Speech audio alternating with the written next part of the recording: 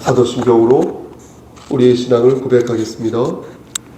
전능하사 천지를 만드신 하나님 아버지를 내가 믿사오며 그의 아들 우리 주 예수 그리스도를 믿사오니 이는 성령으로 잉태하사 동정녀 마리아에게 나시고 본디오 빌라도에게 고난을 받으사 십자가에 못 박혀 죽으시고 장사한 지 사흘 만에 죽은 자 가운데에서 다시 살아나시며 하늘에 오르사 전능하신 하나님 우편에 앉아 계시다가 저리로서 산자와 죽은 자를 심판하러 오시니이다. 성령을 믿사오며 거룩한 공예와 성도가 서로 교통하는 것과 죄를 사해 주시는 것과 몸이 다시 사는 것과 영원히 사는 것을 믿사옵나이다. 아멘.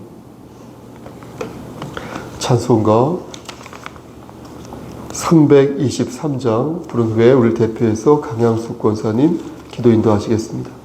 323장입니다.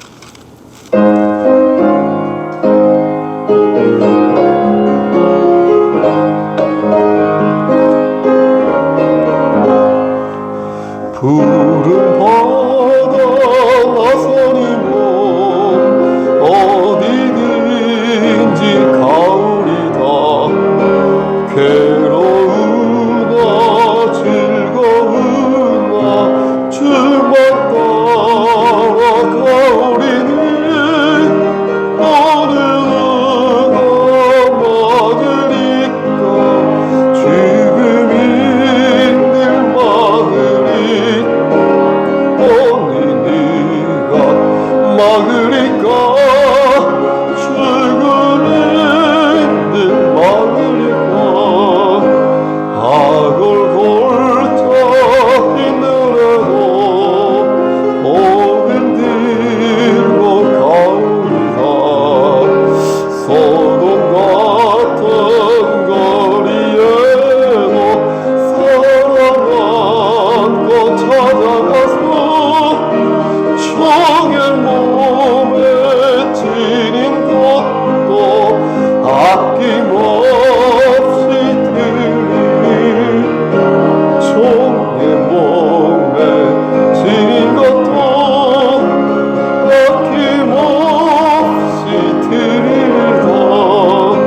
천기 영광 모든 곳에 주인 홀로 받으소서.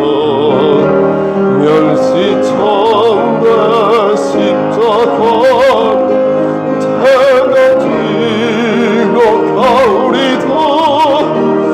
이름 없이 빛도 없이 감사하며 섬기리다. 이름 없이 빛도 없이 감사하며 섬기리다.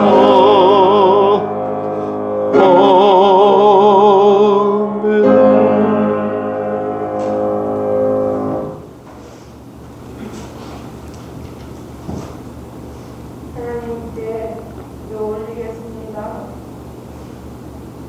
전능하시고 사랑이 많으신 하나님 아버지 감사합니다. 3일 동안에도 저희를 지켜주시고 교회에 지체된 저희들이 이렇게 모여서 예배 드리오니 기쁘게 받아 주시옵길 바랍니다.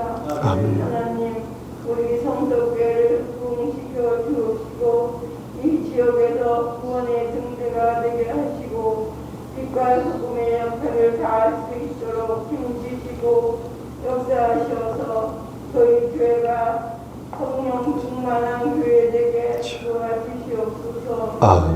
또한 주님께로 향한 감사와 기쁨 넘치는 교회 되게 하옵소서.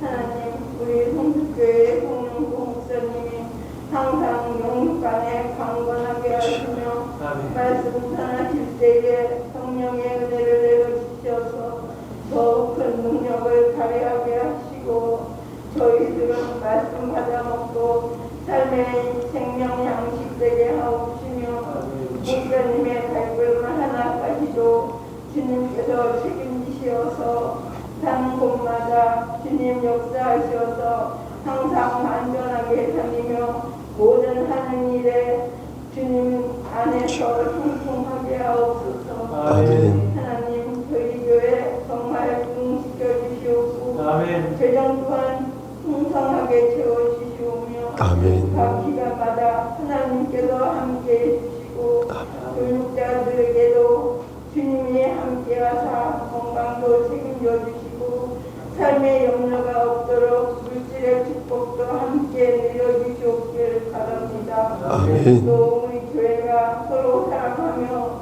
돕는 교회가 되기를 원합니다. 아멘. 감사와 기쁨이 넘치는 교회 되게 하소서. 아멘. 진리의 은혜가 풍성한 교회 되게 하소서. 아멘. 교역자들에게 힘 주시고 굳건한 믿음 가지고 잘 헤쳐나가게 하시고 저희들 작은 봉사할 때도 항상 건강시켜 주시고 감사하게 하옵소서.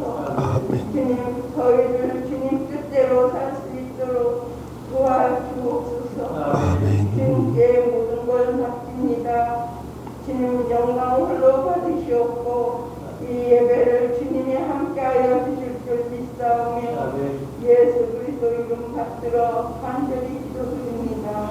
아멘.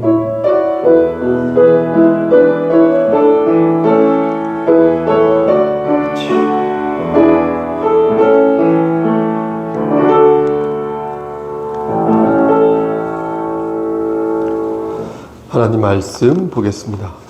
하나님 말씀 마태복음 12장 28절 말씀입니다.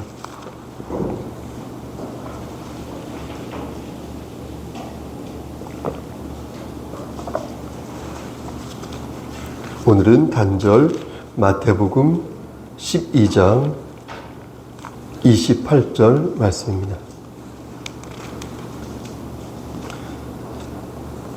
신약 성경으로 제 성경으로 19쪽입니다. 다 찾으신 줄 알고 12장 28절 말씀을 한 목소리로 합독하시겠습니다. 그러나 시작. 그러나 내가 하나님의 성령을 힘입어 귀신을 쫓아내는 것이면 하나님의 나라가 이미 너희에게 임하였느니라. 아멘. 기도하시겠습니다.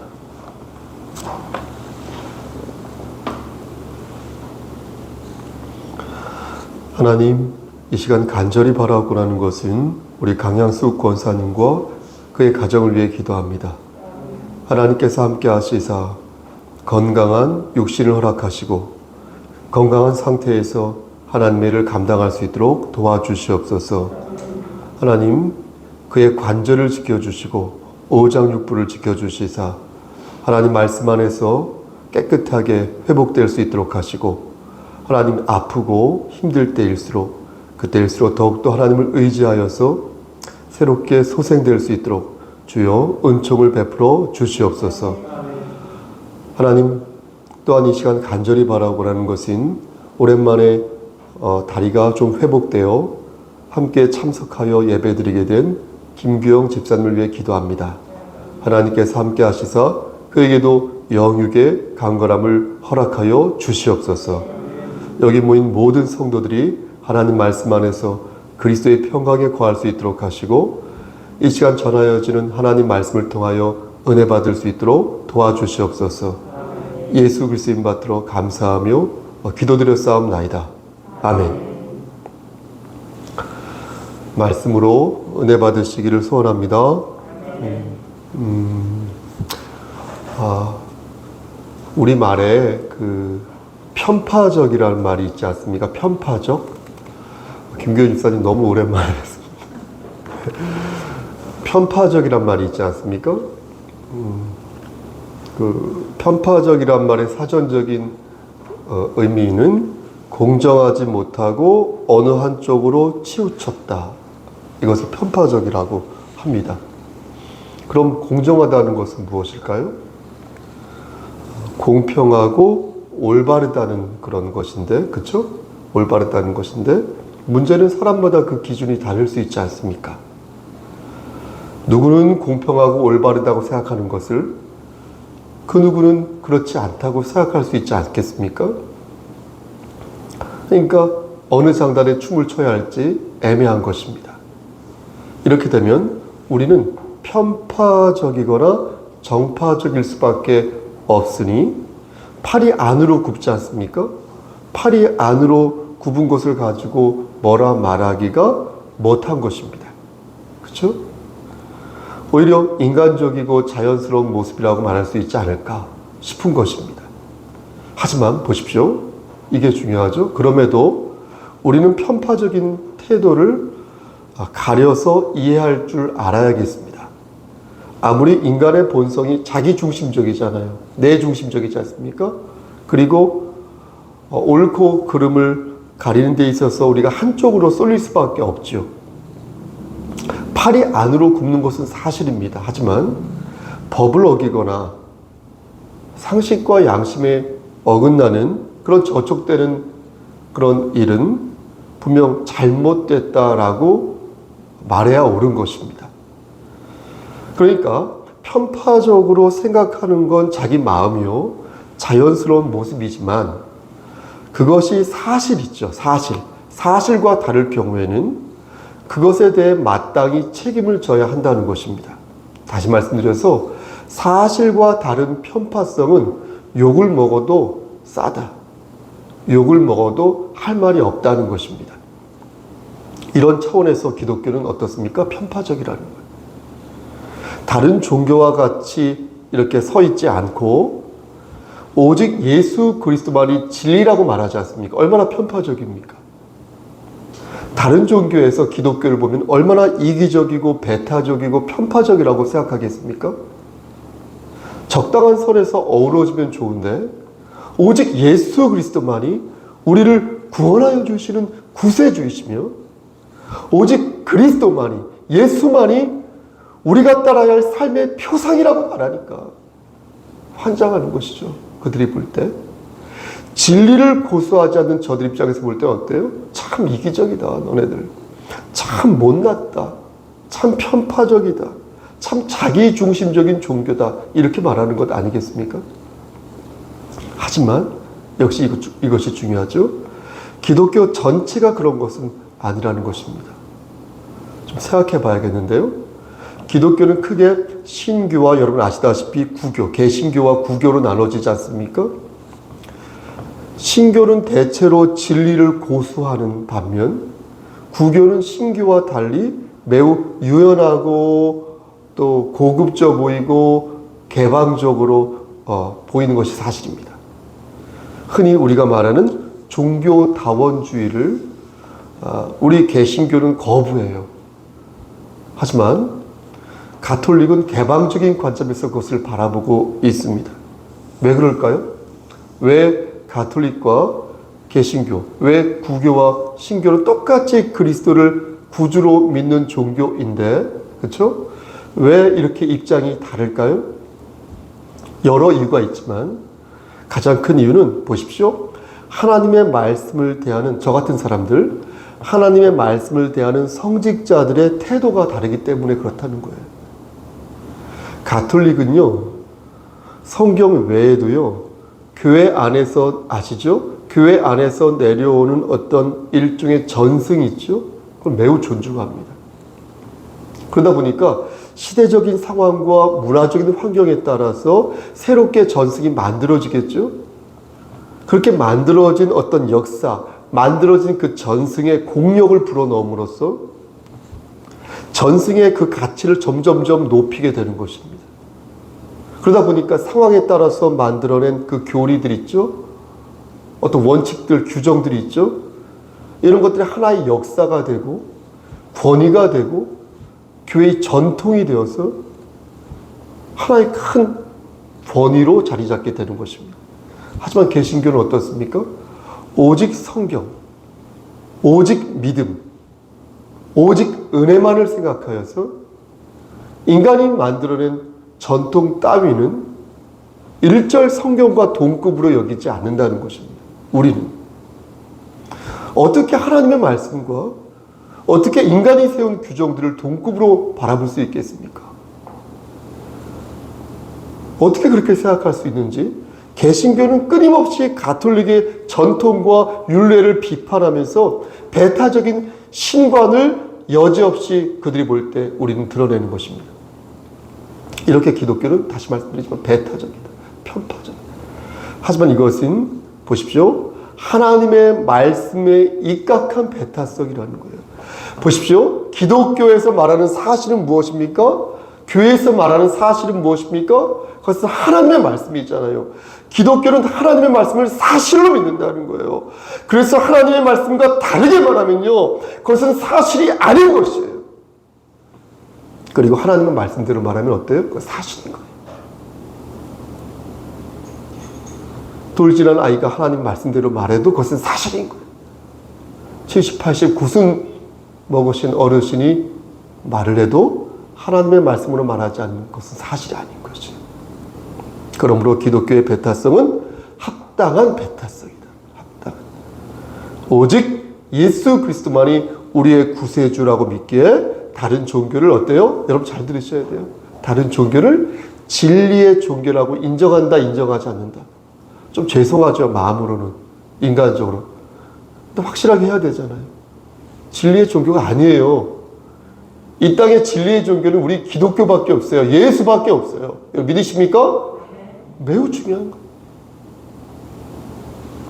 그래서 다른 종교가 하나님의 말씀을 배척하거나 왜곡할 때 적당한 선에서 그들과 이렇게 손을 맞잡고 멋있어 보일 수 있어요.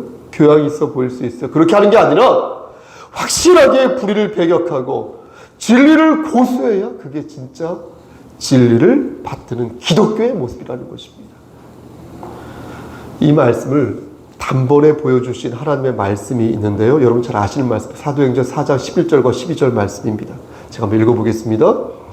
이 예수는 너희 건축자들의 버린 돌로서 집 모퉁이의 머릿돌이 되었나니 다른 이로서는 구원을 받을 수 없나니 천하 사람 중에 구원받을 만한 다른 이름을 우리에게 주신 적이 없으시다.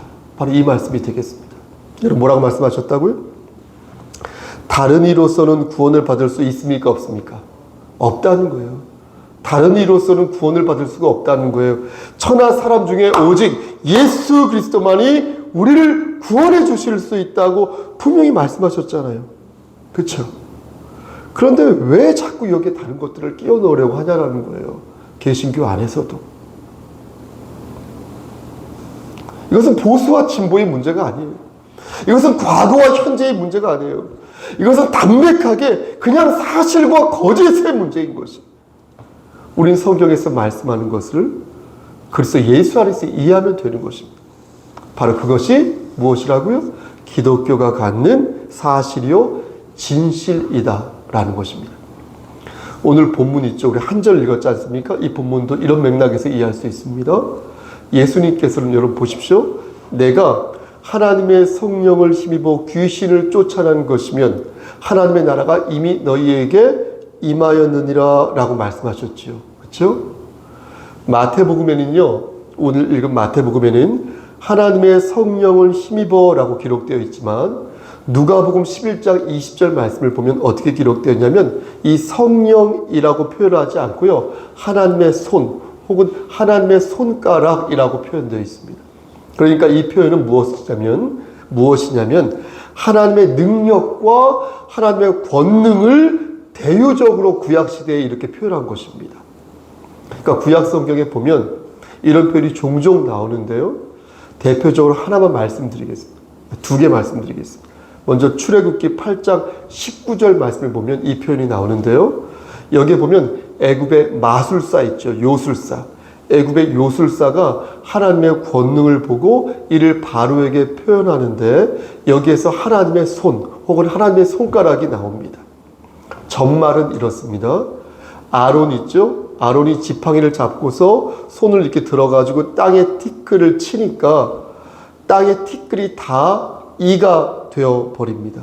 그래서 사람과 가축에 이렇게 오릅니다. 그러자 애굽의 요술사들도 그걸 따라했겠죠. 따라자기들이니까 따라했는데 그것을 따라하지 못합니다. 그러자 이 요술사들은 승복하면서 하는 말이 뭐라고 말하냐면 이는 하나님의 권능이니이다. 이렇게 바로에게 말합니다. 요술사가. 그러니까 아론이 손을 들어서 땅에 티끌을 친 그 그림과 하나님의 손이 땅에 티끌을 이로 만드신 그 손이 두 가지가 머릿속에 그림이 그려지십니까? 아론이 손을 들어서 지팡이로 땅을 그림과 하나님이 그 땅의 티끌을 이로 만드신 그 손, 그 그림이 두 가지가 이렇게 오버랩이 되면서 우리 머리에 떠오르는 것입니다. 그러면서 이렇게 하나님의 능력을 말할 때에는 구약 시대에는 하나님의 손 혹은 하나님의 손가락이 등장하는 것입니다.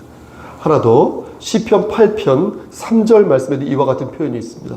이 말씀은 너무나 여러분 잘 아시는 말씀인데요. 제가 한번 읽어보겠습니다. 주의 손가락으로 만드신 주의 하늘과 주께서 베풀어 두신 달과 다시요. 주께서 베풀어 두신 달과 별들을 내가 보오니. 여기서 손가락이 나오죠. 그렇죠? 그러니까 하나님의 권능을 손가락으로 표현하고 있는 것입니다. 이렇게 구약 시대는 말씀드린 것처럼 하나님의 능력을 말할 때 이렇게 손가락으로 이렇게 표현하고 있습니다. 그러니까 닥틸로라고 하거든요. 손가락을.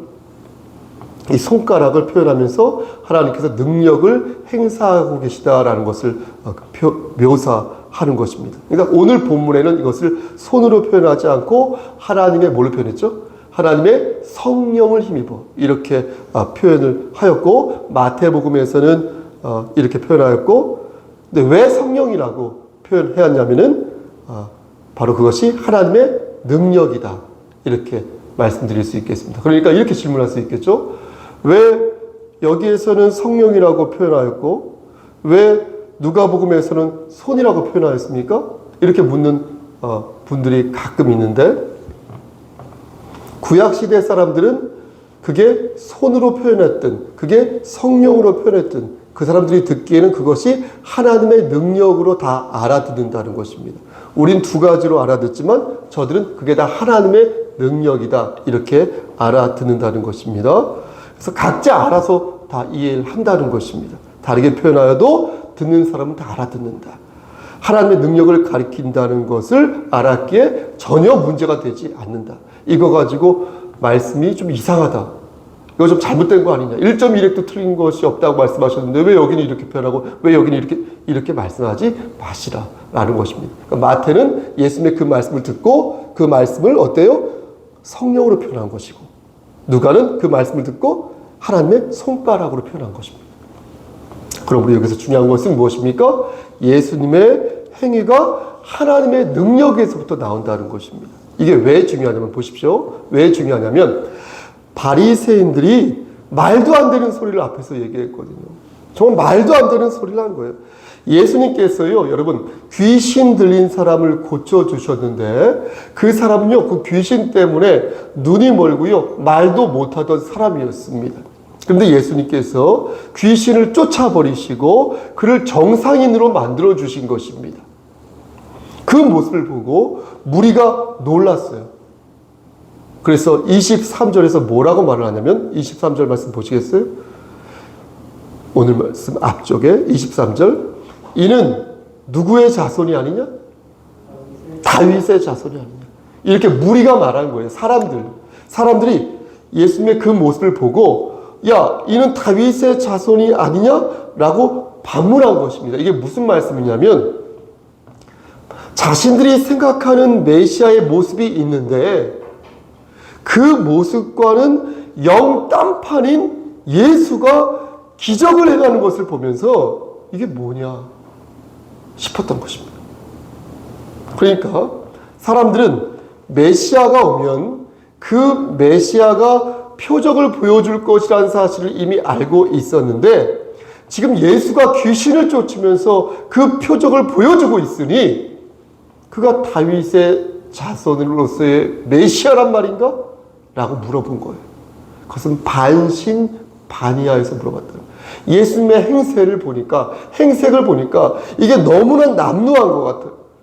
그러니까 메시아 같지가 않은 거예요. 본인들이 생각하는 그 메시아의 이미지가 있는데 예수님의 이미지가 전혀 안 맞는 거예요. 그러니까 표적을 일으키니까 메시아 같고, 그러나 그 행색을 보니까 메시아 같지 않은 거예요. 그래서 반신반의한 모습을 보여주었던 것입니다. 그래서 23절 말씀 보면 우리말 성경엔 나오지 않죠. 근데 원어 성경을 보면 메티라고 해서 중간에 혹시라는 단어가 있어요. 그러니까 무리가 다 놀라 이르되 이는 혹시 다윗의 자손이 아니냐 하니 이렇게 물어봅니다. 혹시 다윗의 자손이 아니냐. 이 혹시가 뭐냐면 부정 의문문이거든요. 그러니까 부정으로 물어본 거예요. 그거 아니지? 저 예수가 설마 우리가 생각하는 메시아 아니지? 이렇게 물어본 거예요. 그럼 답은 어때요? 아닙니다 라고 기대하고서 물어본 거예요. 바리새인들이 그 말을 듣고 반신반의하는 사람들에게 뭐라고 말했습니까? 바리새인들이 뒤에 보니까 뭐라고 말했어요? 맞다! 예수는 메시아가 아니다. 저 사람 메시아 아니야. 이렇게 말했어요. 그는 어떤 사람이냐면 바알세불의 힘을 받은 귀신 들린 자라고 말했어요. 사람들은 일말의 희망을 가지고 혹시 예수 저 사람이 메시아일 수도 있어. 아닐 수도 있지만 메시아일 수도 있어. 라는 생각을 하였는데요. 보십시오. 유대의 지도자라는 사람은 그러한 희망을 일축하고 예수를 아예 귀신 들린 자로 치부하고 말았다는 거예요. 그런데 예수님께서 그것을 보신 거예요. 들으신 거예요. 아신 거예요. 그들의 마음을 아시고 정면으로 그들의 논리를 반박하신 것입니다. 그 말씀이 25절부터 27절 말씀이 나오는데 이 말씀을 한마디로 말씀을 드리면 어떻게 귀신 들린 자가 귀신을 쫓을 수 있냐라는 거예요. 그러면서 바리새인들에게 말씀하시기를 야 너희 제자들도 귀신 쫓았잖아. 그럼 너희 제자들도 바알세불의 능력 아래 있는 것이냐? 이렇게 말씀하신 거예요. 기가 막힌 논리인 거죠. 대단한 논리이신 거죠. 그리고 오늘 본문에 나온 말씀을 이제 하신 거예요. 그러나 내가 성령을 힘입어 귀신을 쫓아내는 것이면 하나님의 나라가 이미 너희에게 임하였느니라. 이렇게 말씀하신 거예요. 예수님께서 하나님의 능력을 강조하신 이유는 저들이 당신을 의심하였기 때문에 강조하신 거예요. 의심한 것을 넘어 예수 그리스도를 귀신 들린 자라고 말한 거예요. 그랬으니 여러분 그런 말을 들은 예수님이 얼마나 황당하고 화가 나셨겠습니까? 말씀을 좀 맺겠습니다.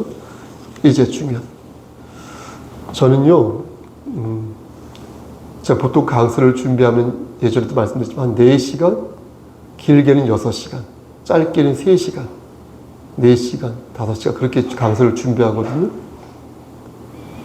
제가 좀 양심에 찔리는 것이 있으면 준비하다가도 멈춥니다. 아무튼 저는 오늘 강설을 준비하면서 계속 말씀을 이렇게 대본을 치면서 하나님의 나라가 이미 임하였다라는 것을 여러분들에게 언제쯤 이렇게 쫙 강조하여서 전할까를 고심했습니다. 제 속마음이. 여러분들에게 말씀 전할 때 하나님의 나라가 이미 임하였다는 것을 언제 가르칠까 이걸 제가 고심했다. 하지만 강설이 거의 이렇게 막바지에 이르렀는데도 저는 여러분들에게 하나님의 나라가 이미 임하였다는 사실을 전하지 않았습니다. 왜냐하면 이는 오늘 본문의 핵심이 하나님 나라가 이미 임하였다는 것이 아니기 때문입니다. 그럼 무엇이냐? 오늘 말씀의 핵심은 하나님의 능력에 있기 때문에 그런 것입니다. 그럼에도 불구하고 제가 맨날 하나님의 말씀의 핵심이 무엇인가, 이 말씀의 논점이 무엇인가라고 강조하는 제가 하나님의 나라가 이미 이 땅에 임하였다는 것을 계속해서 여러분들에게 말하고 싶은 욕구가 드는 이유는 무엇일까? 그 이유는 하나님의 나라가 이미 임하였다는 것을 잘못 이해하여서 자꾸만 진리를 왜곡하는 일들이 곳곳에 너무나 많이 일어나기 때문에 우리 교회 안에서도 그런 게 좀 보여서 제가 말씀을 드리고 싶은 것입니다. 그래서 저는 오늘 본문의 핵심인 하나님의 능력이 예수 그리스도 안에 있다는 사실을 가지고 이 사실을 가지고 이미 하나님의 나라가 임하였다는 사실을 설명할 수 있을까를 계속 고민한 거예요. 한두 시간 동안. 이제부터 그것을 간략히 말씀드리고 말씀을 맺겠습니다. 기독교인 중에서도 불교신자 같은 사람들이 있습니다. 불신자, 불교신자. 분명히 그 사람 교회 목사거든요. 교회 장로예요. 제가 알기로는 권사예요. 집사하고. 근데 말을 하는 것을 보면, 대화를 하는 것을 보면 내가 불교신자와 대화하는 느낌을 받는 것입니다. 이 목사님에게서, 이 장로님에게서. 그들은 오직 예수를 말하지 않아요. 교묘하게. 지금 내가 있는 곳이 천국이라고 말해요. 그런 것도 같고. 그들은 내가 어떤 마음을 먹느냐에 따라서 이곳이 천국이 될 수 있고, 여러분 잘 들으셔야 돼요. 지옥이 될 수도 있다고 말을 합니다. 그것도 맞는 것도 같고. 하나님 나라는 지금 이곳에 있으니, 이곳에 이미 임하였으니, 이곳에 있으니, 지금 이곳에서 하나님 나라를 잘 누려야 죽어서도 누릴 수 있다고 말합니다. 그러면서 천국이라는 곳은 도피처가 아니라 살아서도 누릴 수 있는 기쁨과 환희라고 말을 합니다. 저는 그런 말을 들으면 고개가 갸웃해지는 것입니다. 뭔 소리냐. 마치 스님이 설법을 저에게 하는 것 같은 그런 느낌을 저는 받습니다. 내 앞에 중이 있구나. 어떻게 이 땅이 천국이 될 수 있습니까? 어떻게 내가 마음 먹느냐에 따라서 이곳이 천국이 될 수 있고 반대로 지옥이 될 수 있습니까? 어떻게 이곳에서 잘 살면 죽어서도 천국을 누릴 수 있습니까? 어떻게 천국이 도피처가 아닙니까? 물론 여러분 잘 들으십시오. 오해하지 마시고, 하나님의 나라가 이미 시작된 것은 사실입니다. 그래서 하나님의 능력이 이 땅에서 짱짱하게 역사하시는 것도 사실입니다. 하지만 그렇다고 해서 이 땅에서 천국이 실현될 수 있는 것은 아니라는 거예요. 어떻게 이 땅에서 천국이 실현될 수 있어요? 우리가 이 땅에서 마음을 편하게 갖는다고 했어요. 이것이 실제 천국이 되는 것은 아니라는 것이에요.